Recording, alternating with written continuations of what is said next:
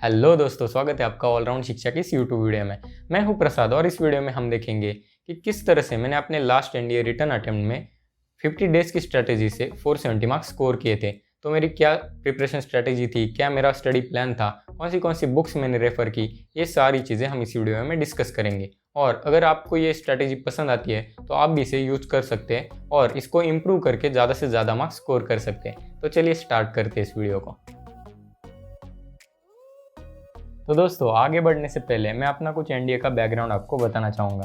तो एनडीए के रिटर्न के मैंने 4 अटेम्प्ट्स दिए थे, जिसमें से फर्स्ट और सेकंड में मैं फेल हुआ था और थर्ड एंड फोर्थ में मैं पास हुआ था।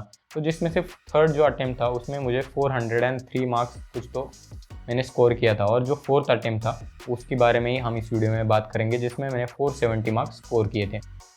तो जो मेरा थर्ड अटेम्प्ट था जिसमें मैं पास हो चुका था, उसका एसएसबी मेरा 18 मार्च को था पिछले साल। तो उसके बाद में हम जो एनडीए का एग्ज़ाम था वो पोस्टपोन हो चुका था लॉकडाउन की वजह से। तो हम देखेंगे कि किस तरह से मैंने मार्च से लेके सितंबर तक, जो 6 सितंबर को एग्ज़ाम था, उतने सारे बीच के दिनों में मैंने कोई भी एग्ज़ाम की प्रिपरेशन के लिए मेन इंपॉर्टेंट चीज़ है बुक्स।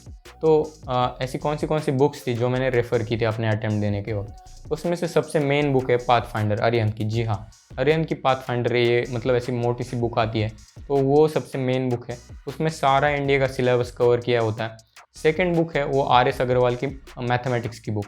तो जो अरिहंत की मैथमेटिक्स की बुक थी, उसका जो मैथ्स है उसके जो प्रैक्टिस क्वेश्चंस है वो इतने एनडीए के एग्ज़ाम से रिलेटेड नहीं है। मतलब जो उसमें प्रीवियस ईयर क्वेश्चंस भी दिए हैं वो है एनडीए के एग्ज़ाम से रिलेटेड, पर जो प्रैक्टिस क्वेश्चंस है वो इतने रिलेटेड नहीं है। पर आर.एस. अग्रवाल की बुक में आपको बहुत सी मतलब क्या बोलते हैं, beginner level to advance level के क्वेश्चंस आएंगे। बहुत सिंपल से आप स्टार्ट करोगे, आप कॉन्फिडेंस गेन करते रहोगे, और जब आप एडवांस लेवल तक पहुंचोगे तब आपको एक अच्छा खासा कॉन्फिडेंस आ जाएगा मैथमेटिक्स के लिए। तो ये जो आर.एस. अग्रवाल की बुक है वो मैंने यूज़ की थी मैथमेटिक्स के लिए। तो जो थर्ड बुक मैंने यूज़ की थी वो है अरिहंत की मैथमेटिक्स, जिसका दूसरा नाम 3000 प्लस MCQs भी है।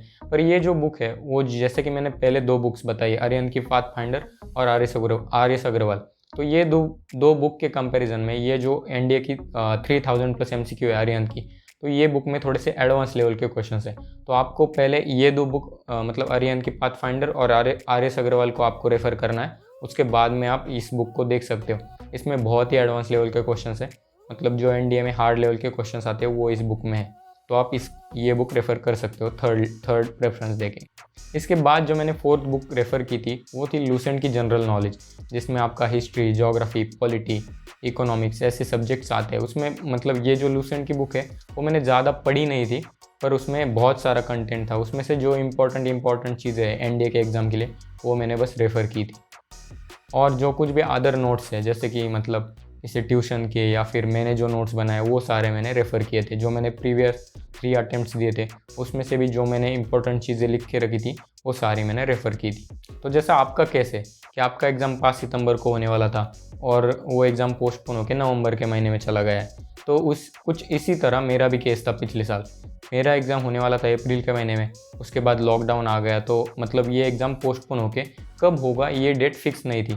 तो मैंने क्या किया, स्टार्टिंग में जो कुछ भी इंडिया का पाथफाइंडर है उससे हिस्ट्री, ज्योग्राफी, इन जैसी चीज़ें, इजी चीज़ें मैं कवर करने लगा। बस ऐसे ही मतलब पढ़ने लगा धीरे धीरे से। तो जुलाई के महीने में मुझे ये पता चला कि जो एनडीए का एग्ज़ाम है वो 6 सितंबर को होने वाला है, और जो फर्स्ट और सेकंड एनडीए 1 और एनडीए 2 2020 एक ही दिन होने वाला है। तो जब ये मुझे पता चला तो वो कुछ तो था 2 या 4 जुलाई। और उसके बाद जब मैंने एक्चुअल मेरा जो प्रैक्टिस है, प्रिपरेशन है, वो 16 जुलाई को स्टार्ट की। और उसके बाद में अगर हम दिन देखेंगे तो लगभग 50 दिन थे।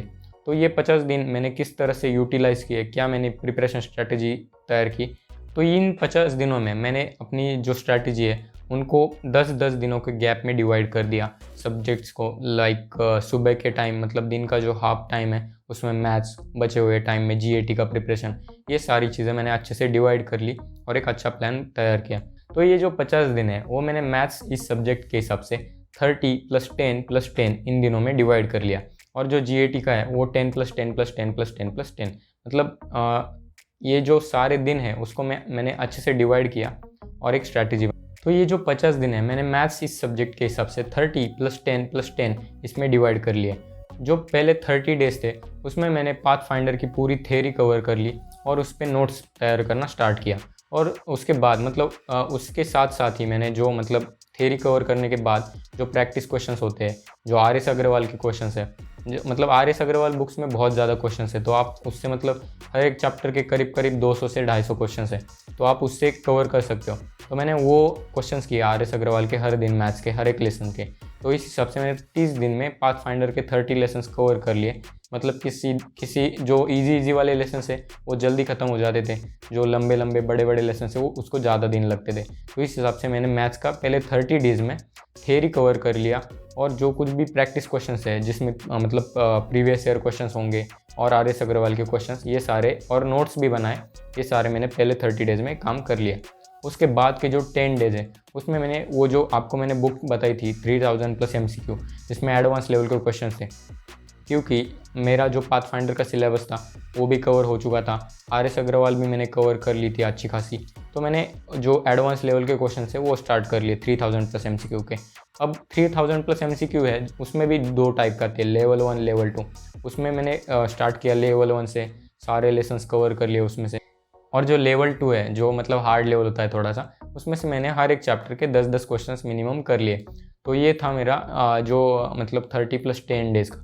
पर जो ये जो लास्ट के मैं अभी 10 डेज़ बताने वाला हूँ वो सबसे आपके लिए इंपॉर्टेंट होंगे। तो ये जो लास्ट के 10 डेज़ है वो मेरे लिए बहुत ही इंपॉर्टेंट थे। तो इन लास्ट के 10 डेज़ में मैंने जो कुछ भी नोट्स बनाए थे अपने थ्योरी जब मैं कवर कर रहा था, तो वो नोट्स मैंने रेफ़र किए, और जो कुछ भी प्रीवियस ईयर क्वेश्चन पेपर है वो मैंने रेफ़र करना स्टार्ट किया।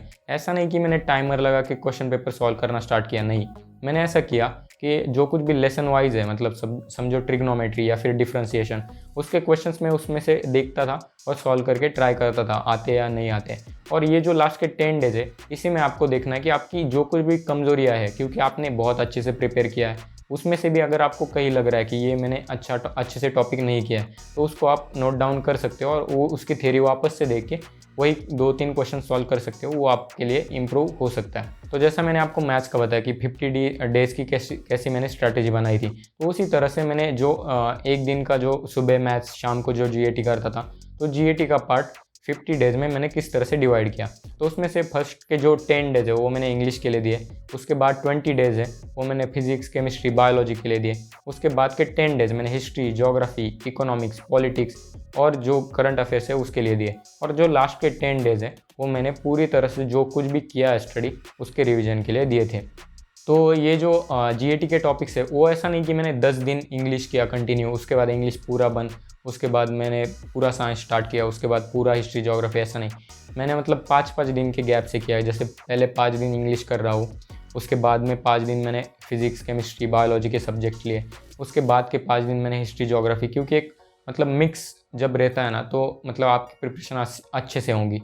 उल्टा अगर आप ऐसा करते कि अगर मैं ऐसा करता कि 10 दिन इंग्लिश, 10 दिन हिस्ट्री, 10 दिन फिजिक्स, केमिस्ट्री, बायोलॉजी, तो कैसा होता, जो फर्स्ट इंग्लिश किया है ना, तो उसका प्रिपरेशन में जब मैं साइंस के सब्जेक्ट तक आऊँगा तब मैं उसका प्रिपरेशन भूल जाऊँगा। तो इसलिए मैंने 5-5 दिन के गैप से किया था। पर मैं आपके लिए समझने के लिए ईजी जाए इसलिए मैंने 10 मतलब 10, 20, 20 इन दिनों में डिवाइड करके आपको मैं बता रहा हूँ। तो जो इंग्लिश की प्रिपरेशन है वो मैंने पूरी पाथफाइंडर बुक से की है, और जो कुछ भी प्रीवियस ईयर क्वेश्चन है, इंग्लिश का पेपर बहुत ही ईजी होता है, उसमें मतलब पाथफाइंडर के बहुत से क्वेश्चंस जो है उसमें प्रैक्टिस क्वेश्चंस भी दिए, उससे रिलेटेड ही क्वेश्चंस आते हैं। और प्रीवियस ईयर तो ऐसे क्वेश्चन है बस मतलब आपको सिमिलर क्वेश्चंस दिखेंगे पूरी तरह से, बस कुछ तो वर्डिंग चेंज होंगी, इधर उधर होगा, पर बहुत से क्वेश्चन सिमिलर ही आते हैं। तो प्रीवियस ईयर क्वेश्चंस पे मैंने बहुत ज़्यादा फोकस किया इंग्लिश पे। और जो फिजिक्स, केमिस्ट्री, बायोलॉजी की बात है, तो मतलब 11th-12th में तो मैंने बहुत सा कवर किया था। और जो भी आप बाकी की एंट्रेंस की एग्ज़ाम देते हो, जैसे कि इंजीनियरिंग एंट्रेंस या फिर CET होती है, स्टेट CET, तो उसके प्रिपरेशन की वजह से जो साइंस के सब्जेक्ट है फिजिक्स, केमिस्ट्री, तो वो मेरे अच्छे से कवर हो चुके थे। तो जो इंग्लिश का पार्ट है, वो इंग्लिश का पेपर बहुत ही इजी होता है, तो इसके लिए मैंने पाथफाइंडर की बुक है वही पूरी रेफ़र की थी। और जो कुछ भी प्रीवियस ईयर क्वेश्चन है उस पर मैंने बहुत ज़्यादा फोकस किया था, क्योंकि बहुत से क्वेश्चंस ऐसे होते हैं वो रिपीट ही होते रहते हैं। तो इंग्लिश के लिए मैंने प्रीवियस ईयर क्वेश्चंस और पाथफाइंडर की बुक रेफ़र की थी। और जो कुछ भी फिजिक्स, केमिस्ट्री के सब्जेक्ट है उसका सिलेबस जो हम अदर एंट्रेंस एग्जामिनेशंस देते हैं उससे थोड़ा सा डिफरेंट होता है, मतलब ईजी क्वेश्चंस आते हैं पर थोड़े से डिफरेंट क्वेश्चंस आते हैं। तो उसके लिए मैंने पाथफाइंडर ही बुक रेफर की थी फिजिक्स केमिस्ट्री के लिए, और प्रीवियस ईयर क्वेश्चंस पे बहुत फोकस किया था क्योंकि बहुत से जो क्वेश्चंस है वो सिमिलर ही होते हैं। तो ये था फिजिक्स और केमिस्ट्री के लिए। बायोलॉजी का बस मैंने बस प्रीवियस ईयर क्वेश्चन ही किए थे। बायोलॉजी में कुछ थ्योरी वगैरह नहीं पढ़ी थी क्योंकि बहुत ही इजी से क्वेश्चन होते हैं, मतलब जैसे कि डिसीजेस, जो आपके विटामिन है उसके ऊपर क्वेश्चन बेस्ड होते हैं। तो बायोलॉजी का मैंने कुछ इस तरह से किया था, बस प्रीवियस ईयर क्वेश्चन। और जो उसके बाद के 10 डेज है उसमें मैंने हिस्ट्री, ज्योग्राफी, मतलब ये जो बाकी का जो सारा जनरल स्टडीज़ का जो पार्ट है वो सारा मैंने उन 10 दिनों में किया था। उस पर मैंने जो भी पार्ट में ज़्यादा क्वेश्चंस आएंगे वो देखा था। जैसे कि हिस्ट्री का पार्ट है उस पर ज़्यादा क्वेश्चंस आते हैं, ज्योग्राफी के पार्ट पे मतलब क्वेश्चंस होते हैं इतने, मतलब कम नहीं होते, ज़्यादा ही होते हैं, पर ज्योग्राफी के क्वेश्चंस बहुत ही डिफ़िकल्ट होते हैं, ऐसा मैं कहूँगा। मेरे लिए तो बहुत ही डिफ़िकल्ट जाते थे ज्योग्राफी के क्वेश्चंस। उसके बाद में मैंने इकोनॉमिक्स का थोड़ा सा पाथफाइंडर से पढ़ा और प्रीवियस ईयर क्वेश्चंस देखे। पॉलिटिक्स का मैंने पाथफाइंडर से पढ़ के नोट्स निकाले थे, तो वही नोट्स को मैंने लास्ट के 10 डेज में रेफ़र किया था। तो ये था जो जनरल स्टडीज़ का पार्ट है उसके लिए। और जैसा मैंने आपको पहले भी कहा कि जो फर्स्ट के जो 30 डेज़ है वो भी आपके लिए इम्पोर्टेंट है क्योंकि उसी वक्त आप थ्योरी भी कवर करते चलते हो और जो प्रीवियस ईयर क्वेश्चंस है उसमें से क्वेश्चंस देखते हो, ताकि आपको एक आइडिया लग जाता है कि इंपॉर्टेंट क्वेश्चंस कौन से। तो मैंने ये सारे नोट डाउन कर लिए कि कौन से चैप्टर्स इंपॉर्टेंट है, किस चैप्टर से कितनी क्वेश्चंस आने की प्रोबेबिलिटी है, वो सारा मैंने एक मतलब अच्छे से एनालाइज कर लिया और मैंने उस हिसाब से अपनी प्रिपरेशन की थी। तो अब मैं आपको बताऊंगा कि जो लास्ट के 10 डेज है वो आपके लिए कितने इंपॉर्टेंट है, मतलब दोनों सब्जेक्ट्स को मिला के, मैथ्स और जीएटी। तो ये जो लास्ट के 10 डेज है उसमें मैंने जो जीएटी का सेक्शन है उसमें से पूरे जो प्रीवियस ईयर क्वेश्चन है वही किए थे, और जो कुछ भी नहीं आते थे उसकी थ्योरी, जैसे मैंने मैथ्स के लिए बताया, वो मैं बुक में देखता था। अगर वो थ्योरी उधर से मैं क्लियर करके और 2-3 सिमिलर क्वेश्चन सॉल्व करके वो इम्प्रूव कर लेता था। और जैसा मैंने पहले भी कहा, मैंने कभी भी टाइमर लगा के क्वेश्चन पेपर जो सॉल्व करते हैं उस तरह से मैंने नहीं किया, क्योंकि कैसा था, मैं मतलब उतनी स्टडी करने की मुझे आदत लग चुकी थी कि मैं उतने मतलब 2.5 घंटे तो एक पेपर के लिए बैठ ही सकता था। तो इसलिए मैंने टाइमर लगा के कुछ अलग से नहीं किया। मैंने बस ये किया कि चैप्टर वाइज क्वेश्चंस देखे, जो नहीं आते उसकी थ्योरी देखी और उसको और थोड़े से सिमिलर क्वेश्चंस प्रैक्टिस करके प्रिपरेशन अपनी चालू रखी। तो अभी तक मैंने जो कुछ भी आपको बताया उसका हम रिकैप देखेंगे, मतलब एक ब्रीफ में समरी देखेंगे। तो उसमें मैंने फर्स्ट अपने डेज डिवाइड कर लिए। डेज में भी सुबह के समय में मैथ्स का प्रिपरेशन करता था, शाम के समय में जीएटी का प्रिपरेशन करता था। और मैथ्स के लिए जो 50 दिन थे उसमें से 30 + 10 में डिवाइड किया था, और जीएटी के लिए इंग्लिश के 10, साइंस के 20 और हिस्ट्री ज्योग्राफी के 10 और लास्ट के 10 डेज में रिवीजन। तो इस तरह से मैंने अपना टाइम डिवाइड कर लिया था। और जो मैंने सुबह का भी जो मैथ्स का टाइम था उसमें से भी 1 घंटे का मैं थ्योरी करता था, उसमें नोट्स निकालता था। 2 घंटे का मैं आर.एस. अग्रवाल की प्रिपरेशन करता था। उसके बाद अगर वक्त होगा तो मैं 3000+ MCQ करता था। शाम के वक्त मैं पाथफाइंडर के 3 घंटे रीडिंग करता था थ्योरी की, उस पर नोट्स बनाता था और जो भी प्रीवियस ईयर क्वेश्चन है वो देखता था। तो कुछ इस हिसाब से मेरा प्रिपरेशन प्लान था एनडीए के प्रिपरेशन के लिए। और आपको मैं कुछ इसके लिए टिप्स भी देना चाहूँगा। एनडीए का जो पेपर है वो बहुत ही बड़ा पेपर है, 900 मार्क्स का है, और उसमें भी maths, physics, chemistry, biology, English, history, geography, इन जैसे बहुत सारे टॉपिक्स है। उसमें करंट अफेयर्स भी आपको पूछा जाता है। तो ये सारे टॉपिक्स आपको, मतलब किसी स्टूडेंट को ये सारे टॉपिक्स करना मुश्किल भी लग रहा होगा, पर सबसे मेन चीज़ है आपको, जब भी आप थ्योरी कवर कर रहे होंगे ना, तब आपको उससे पहले आपको प्रीवियस ईयर क्वेश्चन पेपर देखने, मतलब स्टार्ट ही ऐसा करना है कि प्रीवियस ईयर क्वेश्चंस देखने की किस तरह से आते हैं। क्योंकि जब आप प्रीवियस ईयर क्वेश्चंस देखोगे उसके बाद आप जब भी थ्योरी करने लगते हो तब आपको पता चल जाएगा कि कौन से क्वेश्चंस किस पेपर में पूछे गए थे। तो उस हिसाब से आप उसी पॉइंट पे ज़्यादा फोकस करते हो और वही आपको बाद में भी हेल्प करता है। तो ये चीज़ आपको ध्यान में रखनी है। और जो सेकंड मेन चीज़ है उसमें आपको नोट्स बनाने हैं। जब भी आप थ्योरी पढ़ रहे हो और प्रीवियस ईयर क्वेश्चंस भी रेफर कर रहे हो तब आपको पता चल जाता है कि कौन से जो टॉपिक्स है वो इम्पोर्टेंट है। तो आपको वो उसी वक्त आपको नोट डाउन करने हैं, मतलब शॉर्ट में नोट्स करनी है। और जब भी आप जो लास्ट के 10 डेज है, मैंने जैसा आपको बताया, उस 10 डेज में आप वो जो नोट्स बनाए आपने ईजी वाले, उसको आप रेफ़र कर सकते हो और जल्दी से जल्दी आपका अपना जो सिलेबस है वो कवर कर सकते हो। और ऐसा ज़रूरी नहीं कि आपका जो पेपर बहुत ही मुश्किल है या टफ है, इसके लिए आपको दिन भर पढ़ाई करती रहनी है, ऐसी कोई बात नहीं है। आपने अगर एक मतलब दिन के पूरे शेड्यूल को एक अच्छे से डिवाइड कर लिया तो 6 से 8 घंटे का स्टडी भी आपका बहुत है। और बाकी के समय आप मतलब खेलने जा सकते हो, मूवीज़ देख सकते हो, आपको जो भी पसंद है वो आप उस टाइम कर सकते हो।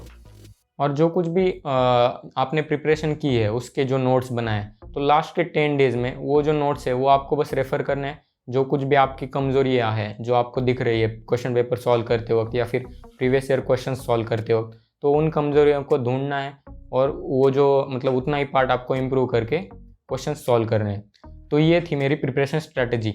अगर आपको ये स्ट्रैटेजी अच्छी लगी है तो आप इसको फॉलो भी कर सकते हो। और अगर आपको इसमें कुछ मतलब कमियां नज़र आ रही है, वैसे भी 470 मार्क्स है वो इतने ज़्यादा भी नहीं है, उससे मतलब बहुत से लोगों को बहुत ज़्यादा मार्क्स मिलते हैं, पर मतलब कट ऑफ के हिसाब से ये मार्क्स अच्छे हैं। तो अगर आपको ये स्ट्रैटेजी पसंद है तो आप इसको फॉलो भी कर सकते हो। अगर आपको इसमें कुछ कमियां लग रही है तो आप इसको इम्प्रूव करके ज़्यादा से ज़्यादा स्कोर कर सकते हो एनडीए के रिटन एग्जामिनेशंस में।